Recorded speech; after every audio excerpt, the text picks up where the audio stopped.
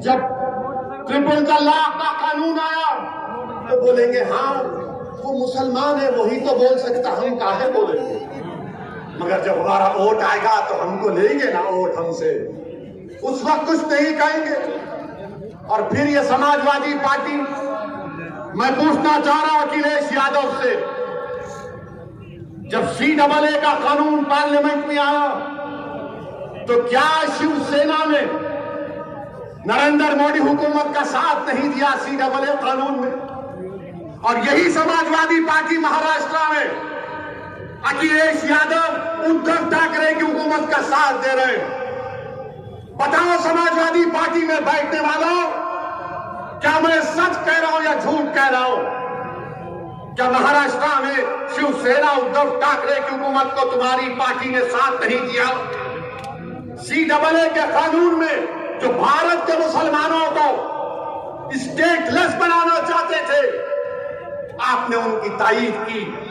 मेरे अजीज दोस्तों और बुजुर्गों, ये अमित शाह का लाया हुआ काला कानून, ये मोदी की हुकूमत का लाया हुआ काला कानून, मैं सलाम करता हूं भारत के मुसलमानों को, मैं सलाम करता हूं उत्तर प्रदेश, सहारनपुर और तमाम भारत के इलाकों के मुसलमानों को, और खास तौर से हमारी बहादुर माओं और बहनों को जिन्होंने CAA कानून के खिलाफ एहतजाज किया, रोड पर निकल कर आ गए, शाहीन बाग बनाया। मैं सलाम करता हूं आपको।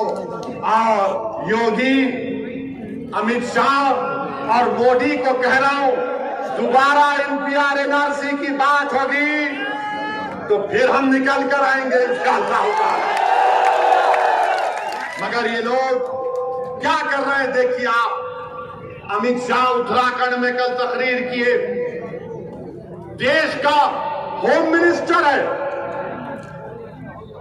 वजीर दाखिला है, उत्तराखंड में जाकर अमित शाह अनाप शनाप करते और कहते हैं ये मुसलमान रोड पर जुम्मे की नमाज पढ़ते हैं, रोड पर पढ़ते हैं और ट्रैफिक को रोक देते हैं। अमित शाह साहब, अगर हम जबान खोलेंगे ना तो बहुत सी बातें बता सकते हैं आपको, रोड पर क्या क्या होता है, रोड पर क्या क्या होता है बता सकते हैं। मगर आपको तकलीफ क्यों? अगर नमाज 10 मिनट के लिए पढ़ी जा रही है तो आपके पेट में दर्द क्यों हो रहा है? और अगर भारत में जुमे के दिन अगर किसी मुसलमान को नुकसान होगा अमित शाह, तो आप जिम्मेदार होंगे, क्योंकि आपने तकरीर करके अपने उन गुलामों को हुक्म दिया है कि जुमे की नमाज में मुसलमान ऐसा करता है।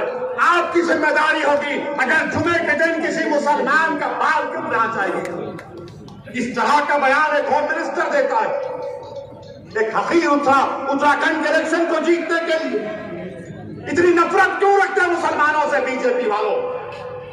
आप तो संविधान पर वोट लिए ना, आप तो संविधान पर हल्फ लिए जिसको बाबा साहेब अम्बेडकर ने बनाया, और उस संविधान में सबको बराबरी का मौका दिया गया। Right to equality fundamental right है। मगर अमित शाह नफरत की बात कर रहे हैं। मेरे अजीज दोस्तों और बुजुर्गों, यही अमित शाह और योगी मोदी की हुकूमत ने UAPA का कानून लाए। क्या इस कानून में समाजवादी ने वोट नहीं दिया? क्या कांग्रेस ने साथ नहीं दिया? मैं खड़ा हुआ, इम्तियाज जलील खड़े हुए, हमने इस कानून के खिलाफ वोट दिया। कांग्रेसियों से कहा कि शर्म करो, तुम डूब मरो। मैंने पार्लियामेंट में कहा, कांग्रेसियों के तरफ हाथ बताकर कहा कि मेरी अल्लाह से दुआ है कि तुम्हारे बड़े बड़े कायदीन जेल को जाए और 5-5 साल जेल में सड़े, तब तुमको मालूम होगा मुसलमान की तकलीफ क्या होती है। UAPA का कानून कांग्रेस ने तायीद कर दी। समाजवादी पार्टी क्या मौका है आपका, बताओ मेरे अजीज दोस्तों और बुजुर्गों। और फिर मोदी हुकूमत अब NPR NRC की तैयारी कर रही है। ये जो कानून है पैदाइश का और मौत का, उसमें तब्दीली आ रही है। 1969 का जो कानून है registration of birth and death का, मोदी NPR NRC इस तरीके से लाना चाह रहे हैं कि ये जो अगर कोई पैदा होता है या किसी की मौत होती है, वो रियासती हुकूमत की जिम्मेदारी है उसका रजिस्ट्रेशन करना। संविधान में कंकरेंट लिस्ट में आता है, मगर मोदी हुकूमत एनपीआर एनआरसी को लाने के लिए वो कानून में तरमीम करके कह रही है कि इलेक्टोरल रोल होगा, राशन कार्ड, पासपोर्ट, ये तमाम मरकजी हुकूमत अपने इख्तियारात में लेना चाह रही है, जो आर्टिकल 324 के खिलाफ है। एनपीआर के जो रूल्स हैं वो अनकॉन्स्टिट्यूशनल हैं। मगर मेरे अजीज दोस्तों, ये सुप्रीम कोर्ट के पुट्टुस्वामी जजमेंट के भी खिलाफ है। आप मेरी पैदाइश और मेरी मौत को मेरे आधार कार्ड से नहीं जोड़ सकते, आप मेरे वोटर कार्ड से, इलेक्टोरल कार्ड से नहीं जोड़ सकते। ये साजिश मंसूबाबंद तरीके से मोदी कर रहे हैं। और आप आधार कार्ड, लोग कहेंगे कि सऊदीन ओवैसी तुम डरा रहे हो। डरा नहीं रहा हूं, सच्चाई को बयान कर रहा हूं, इसकी मिसाल दे रहा हूं। तस्लीम नामी एक शख्स यूपी का मध्य प्रदेश में चूड़ियां बेचने गया, 1 महीने से जेल में। उसके आधार कार्ड में सिर्फ नाम के स्पेलिंग की गलती है, तो 1 महीने से जेल में तस्लीम है। याद रखिए, एनपीआर होगा तो एनआरसी हो जाएगा, और जब एनपीआर होगा तो सहारनपुर के तहसील ऑफिस पर नाम लगाया जाएगा सऊदीन ओवैसी का, और तहसीलदार नाम देखेगा सर तो कहेगा तू प्रूफ कर दे कि तू भारत का शहरी है। और भारत के शहरी के लिए प्रूफ करने के लिए मुझे अपने माँ बाप की पैदाइश को बताना पड़ेगा, उनका डेट ऑफ बर्थ और बर्थ सर्टिफिकेट लाना पड़ेगा। अगर मैं वो कर भी देता हूं, उसके बाद तहसीलदार एक और लिस्ट लगाएगा, तो ये पूरे संघ परिवार के लोग जाकर कहेंगे नहीं, हम तो फिर ऑब्जेक्शन है असद के नाम पर, फिर हमसे पूछताछ शुरू हो जाएगी। याद रखिए, मैं आपको मुतनब्बे कर रहा हूं, इसको रोकना है, और कोई पार्टी इसकी बात नहीं कर रही है, ना कांग्रेस, ना समाजवादी, ना बीएसपी, ना आरएलडी, क्योंकि हम जानते हैं ना कि अगर किसी के घर के सामने आकर कोई नारा लगाता था कि मुसलमान कब्रिस्तान या पाकिस्तान, तो मेरा घर था, तुम्हारा घर नहीं था। मेरे घर के सामने आकर नारे लगाए जाते, मुझे आज भी गालियां दी जाती। क्रिकेट मैच हारते तो एक मुसलमान को पर इल्जाम लगा दिया जाता। मेरे अजीज दोस्तों और बुजुर्गों, इसीलिए हम आपसे कह रहे हैं कि अपनी क़यादत को बनाइए, मुझे मत देखिए, अपने आप को देखिए, अपने अपने मसाइल को देखिए, इस आने वाले चैलेंजेस का आप कैसे मुकाबला करेंगे। मेरे अजीज दोस्तों और बुजुर्गों, और यहां पर उत्तर प्रदेश में बाबा की हुकूमत है, कोई काम आप बाबा से जाकर बोलो, अरे बाबा यहां पर सहारनपुर में लिख कर लाया हूं, वरना बाबा बोलेंगे वैसी झूठ बोला। बाबा ने क्या कहा, किसी एक टीवी चैनल पर हम थे, तो टीवी चैनल के एंकर ने हमसे पूछा कि योगी जी ने कहा कि ओवैसी अगर सिखों की भी बात कर देते और दूसरे समुदाय की बात करते तो वो देश के नेता बन जाते। हमने कहा हमको बाबा से सर्टिफिकेट की जरूरत नहीं है, बाबा किसी और के लिए दुकान खोलकर बैठे। बाबा से हम ये पूछना चाह रहे हैं, बाबा वो जो लखीमपुर में जो 4 लोग जिसकी गाड़ी उनको मारी थी, उसमें 2 सिख हमारे भाई थे, आप क्यों नहीं गए बाबा उन सिखों के घर पे? आपको जाना चाहिए था ना बाबा। बाबा आपको सिखों से मोहब्बत नहीं है?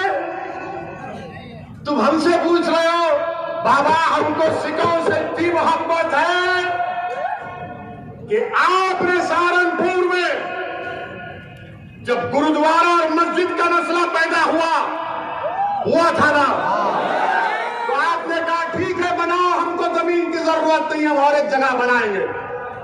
सिखों के लिए मदद की ना हमने। बाबा ने क्या किया?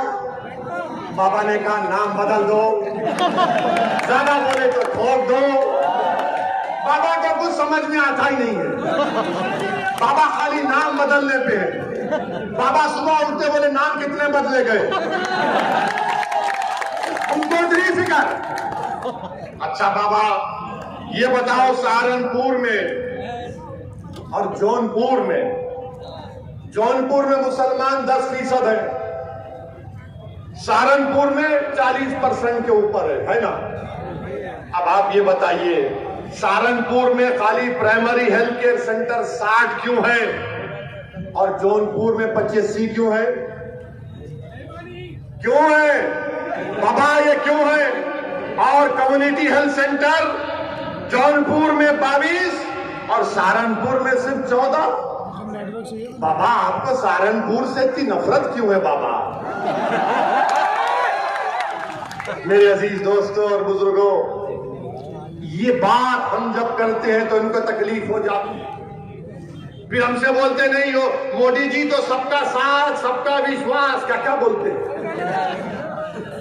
हम इनसे आपको बता रहा हूं, उत्तर प्रदेश में प्रधानमंत्री आवास योजना ने घर बनाने की स्कीम ग्रामीण में 3 साल में करीब, अगर मैं गलत ना कहूं, मेरा आरटीआई का एप्लीकेशन है, जितने भी घर मंजूर हुए, मैं बाबा से मोदी से पूछ रहा हूं, मुझे 20 घर दिखाओ जो तुमने मुसलमानों को दिए। 20 घर दिखाओ जो तुमने मुसलमानों को दिए। मंजूर तो कर दिए मगर घर किसी को नहीं मिला। मोदी जी ने क्या कहा था लखनऊ को आकर कि 18 लाख दिए जलाओ। मोदी जी हमारे घर में भी तो हमको रोशनी चाहिए ना। जो आप अंधेरा पूरे मुल्क में कर रहे हैं हिंदुत्व की आइडियोलॉजी के नाम पर, कौन सी स्कीम में आपने दिया मुसलमानों को बताओ? हम कह रहे पार्लियामेंट में स्कॉलरशिप डिमांड ड्रिवन करो, उस पर कोई बात नहीं होती। मेरे अजीज दोस्तों और बुजुर्गों, एक लंबी फहरिस्त है नाइंसाफियों की। मेरी आपसे सिर्फ यही गुजारिश है कि मुत्तहिद रहिए, अपनी जमात से वाबस्ता रहिए और अपने हौसलों को बुलंद रखिए। हाँ, योगी आदित्यनाथ सब पर देशद्रोही का मुकदमा लगा देते ने। वो क्यों पटाखे फोड़ा, वो क्यों खुशी मनाया? अरे बाबा, देशद्रोही का मुकदमा उसी वक्त लग सकता है जब तशद्दुद होता है। और ये यूपी की हुकूमत मुजफ्फरनगर के फसादात में आजादी के बाद 50,000 मुसलमान अपने घर बार को छोड़ दिए, जिन पर मुकदमे आयद हुए साथियों के ऊपर, 1000 मुकदमे कोर्ट में खत्म हो गए। अखिलेश यादव की सरकार थी तब, जब हम कैंपों में सर्दी में कर रहे थे तो अखिलेश यादव सैफई में बंबई से फिल्म स्टारों को बुलाकर नाच गाना देख रहे थे। जब हमको ओढ़ने के लिए रजाई नहीं मिल रही थी तो अखिलेश यादव की सरकार ने बुलडोजर लगा दिए। अब बाबा ने कहा कि जब अखिलेश ने ऐसा किया तो मैं उससे बढ़कर करूंगा, और 70 से ज्यादा मुकदमे योगी आदित्यनाथ की सरकार ने बीजेपी के कायदीन से निकाल दिए, के ऊपर से डाल। मेरे अजीज दोस्तों और बुजुर्गों, यही चंद गुजारिशात मैंने अखलास के साथ आपके सामने रखा है। मैं आपसे गुजारिश भी करूंगा कि मौलाना करीम सिद्दीकी साहब के लिए भी दुआ करिए। मौलाना करीम सिद्दीकी साहब के लिए भी दुआ करिए। ये नहीं बोलेंगे, अखिलेश नहीं बोलेंगे, कांग्रेस नहीं बोलेंगे, नहीं बोल सकते। लफ्ज़ मौलाना जाता है बोलते नहीं, हम मौलाना है, वो का मौलाना है, हमारे अब्बा मौलाना है बोले, मगर झूठे केस में उनको डाल दिया गया। इंशाअल्लाह ताला अल्लाह इंसाफ करेगा, अल्लाह इन जालिमों को जलील और रुस्वा करेगा इंशाअल्लाह। मेरे अजीज दोस्तों और बुजुर्गों, हम हुकूमत से भी मुतालबा करते हैं कि पूरे देश के यूनिवर्सिटियों को खोलिए। अरे जलसे हो रहे, अलीगढ़ मुस्लिम यूनिवर्सिटी हो, दिल्ली हो, जे सब कुछ JNU हो, खोलिए। यूनिवर्सिटी को खोलने की जरूरत है। मेरे अजीज दोस्तों और बुजुर्गों, मजलिस को मजबूत करिए। जो मजलिस का उम्मीदवार होगा उसके लिए दुआ करिए और अपनी क़यादत को बनाइए। मैं आपसे यही गुजारिश करने आया हूं, डरने और घबराने की जरूरत नहीं है। जो मुसलमान आज कमजोर है, इंशाअल्लाह ताला अल्लाह कल उनको इज्जत से नवाजेगा, उनको अल्लाह ताकत देगा, इस माशरे में अल्लाह उनको मुकाम देगा और हम अपने अज़मत रफ्ता को बहाल करके रहेंगे इंशाअल्लाह। तो मेरे साथ नारा लगाइए, नारे तकबीर।